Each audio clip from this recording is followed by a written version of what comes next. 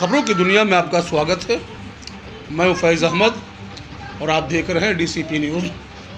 आइए शुरुआत करते हैं आज के एक महत्वपूर्ण प्रयागराज से बड़ी खबर। अफसोस, सद अफसोस, आज के हालात देखकर रोना आ गया। ये सच है कि इंसानियत मर चुकी है। प्रयागराज किसी अजनबी द्वारा सूचना मिलने पर करेली बी ब्लॉक निवासी विनय पांडे जी के देहांत के बाद उनके दाह संस्कार के लिए उनके घर परिवार और रिश्तेदार नातेदार कोई सामने नहीं आ रहे थे। बहुत कहने और समझाने के बाद दो भाई और भतीजों को साथ मिलाकर हम लोगों ने उनके दाह संस्कार की तैयारी कर ली और दो छोटे बच्चों की रोने की चीख पुकार के बीच उन्हें साथ लेकर ककरहा घाट स्थित शमशान घाट पर 5 लोगों के साथ मिलकर मुखाग्नि दी गई। परिवार की स्थिति अत्यंत ही खराब और दुखद है। 12 साल की बेटी की जुबानी कल शाम 4 बजे तबीयत बिगड़ी तो हॉस्पिटल और एम्बुलेंस वालों को फ़ोन कर रहे थे। फ़ोन कर के थक गए।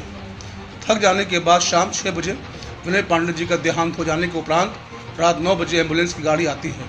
सोचिए क्या बीती होगी उस परिवार पर जो पूरी रात अकेली एक बेटी अपने बाप की डेड बॉडी के साथ रात भर रो रो कर चीख पुकार करती रही, जिसकी माँ बदहवास पड़ी हुई थी। एक 5 साल का छोटा भाई जिसे इन सब बातों की कोई समझ भी नहीं थी, चुपचाप गुमसुम सबके चेहरे को देखकर रात भर टकटकी लगा रहा था। जब हम लोगों का को यह मालूम चला वो दोनों मासूम बच्चे 2 दिन से बिना कुछ खाए पिए भूखे प्यासे समय काट रहे हैं।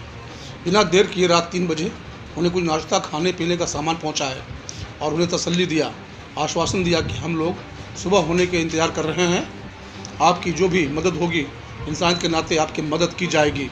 और ठीक सुबह 6 बजे उनके घर दोबारा पहुंचकर अपने साथियों मित्रों को फ़ोन कर एक एक कर सबको बुलाया और विनय पांडे जी के दाह संस्कार की तैयारी करते हुए उनका अंतिम संस्कार कर दिया गया है।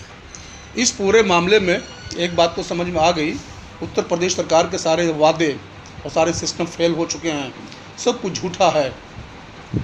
स्वयं हमने महापौर से लेकर सीएमओ, कोविड डिवीजनल अधिकारी, कोविड-19 टीम और फायर ब्रिगेड 112 नंबर आदि जगहों पर हेल्प के लिए सहयोग मांगा,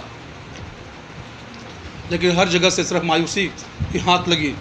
अफसोस तो तब हुआ जब जिला अधिकारी महोदय फ़ोन पर सिर्फ झूठी तसल्ली देते रह गए कि हमारी टीम आपकी हेल्प के लिए पहुंच रही है, और दिन के 11 बजे तक कोई भी नहीं आया।